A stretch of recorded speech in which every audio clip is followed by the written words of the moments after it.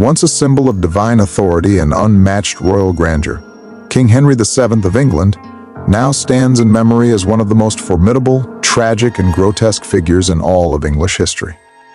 A monarch who shattered ties with Rome, launched the English Reformation, married 6 wives, 2 of whom he had executed, and ruled with both brilliance and brutality. Yet behind this fearsome legend lay a man unraveling. The final chapter of his life was not one of majesty or serenity. It was a descent into unspeakable agony, physical decay, and moral isolation. This is not the glorified end of a king. It is the raw, horrifying demise of a once great ruler, betrayed by his own flesh, haunted by his choices, and abandoned by dignity. Henry Tudor was born on June 28, 1491, the second son of Henry VII. Never originally destined to be king, fate intervened when his elder brother Arthur died prematurely.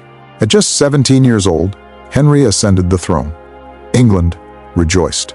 Here was the ideal Renaissance prince, charismatic, athletic, educated, eloquent, and devout. He was over 6 feet tall, with broad shoulders, red gold hair, and striking blue eyes. Ambassadors and courtiers described him as the most handsome and promising monarch in Christendom. He composed music, jousted with skill, debated with scholars, and ruled with the energy of youth. He was hailed as England's golden hope, a ruler to elevate the nation into a new age. But the sunlit image of the youthful king would slowly darken. The seeds of ruin were already sown beneath the splendor. The defining turning point came in January 1536. Aged 44 and still obsessed with martial displays of manhood, Henry insisted on jousting at Greenwich. Disaster struck.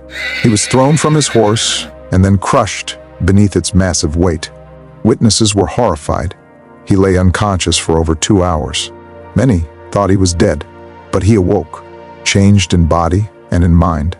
The injuries to his leg were severe. A wound to the thigh refused to heal, developing into a chronic ulcer that would torment him for the rest of his life. Physicians were helpless. They tried everything: leeches, cauterization, poultices of herbs and honey. But the wound only worsened. It festered, reeked, and bled endlessly.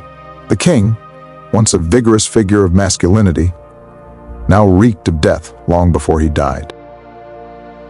His courtiers described an unbearable stench that surrounded him, even overpowering the heavy perfumes and incense used to mask it. Stripped of jousting and physical activity, Henry turned to excess. He consumed food with alarming indulgence: vast banquets of roast boar, swan, venison, sugared fruits, custards, and pies. He drank heavily, consuming wine and ale by the gallon. The former athlete ballooned in size. By the end of his reign, Henry weighed over 180 kilograms. His waist stretched beyond 137 centimeters. His legs, riddled with ulcers and edema, oozed pus daily. They had to be drained and dressed constantly. The king was unable to walk without assistance. Custom-built chairs were installed throughout his palaces. Servants used mechanical hoists to lift him in and out of bed or onto his horse. Even relieving himself required specially designed commodes. He was imprisoned in his own monstrous body, a living embodiment of corruption and indulgence. As his body decayed, so too did his mind. Whether from chronic pain, unchecked power, or brain trauma from the 1536 fall, Henry's personality transformed, became unpredictable, paranoid, and violently volatile. The king, who once fostered brilliant courtiers, now ruled through terror. He turned on his closest advisors. Anne Boleyn, once the object of his obsession, was accused of adultery and executed. Thomas More, who had served loyally for years, was beheaded for refusing to endorse Henry's supremacy over the church. Even Thomas Cromwell, the architect of Henry's Reformation, fell to the axe. Margaret Pole, a noblewoman in her late 60s, was executed in a savage and botched beheading. Her crime? Royal blood that posed a theoretical threat.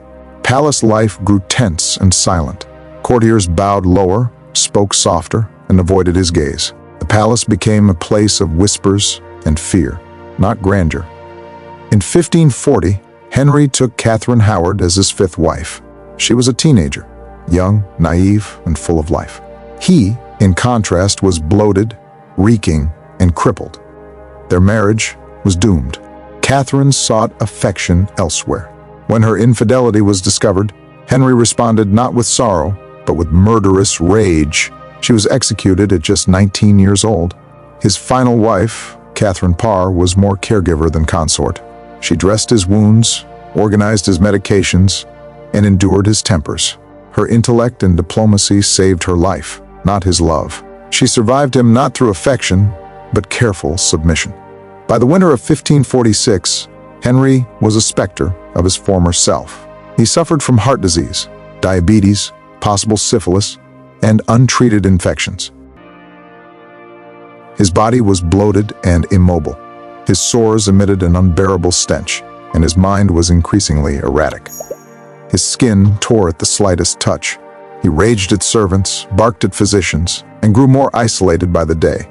In January 1547, his condition worsened. He could no longer speak. Archbishop Thomas Cranmer was summoned to his bedside. When asked if he died in faith, Henry could not reply. He merely squeezed Cranmer's hand. A few hours later, the once mighty king died, slumped in sweat, filth, and silence. Not a majestic departure, but a quiet, revolting expiration. Even in death, Henry's suffering continued. His corpse, grotesquely swollen, had to be forced into a lead-lined coffin. During the journey to Windsor, the coffin cracked while resting overnight at Sion Abbey. Putrid fluids leaked out onto the floor. Eyewitnesses described dogs licking the seepage off the flagstones. It was a macabre end to a life of indulgence and tyranny. Henry was buried beside Jane Seymour, the wife he claimed to love most. But his cherished male heir, Edward VI, died young, leaving no legacy. The great Tudor patriarch, obsessed with a son to carry his name, saw his lineage crumble within years. Ironically, it was the daughters Henry sidelined who brought England glory. Mary I, his daughter by Catherine of Aragon, briefly ruled in fire and fury. But Elizabeth I, daughter of Anne Boleyn, would become one of the greatest monarchs in history. The daughter of a beheaded queen outshone her father's reign in every way. Henry VIII's death was not a royal passage. It was a grotesque unraveling. A man who had once stood as the embodiment of power died rotting, alone, and broken. His life is a cautionary tale of hubris, appetite, and the corrosive nature of unchecked rule.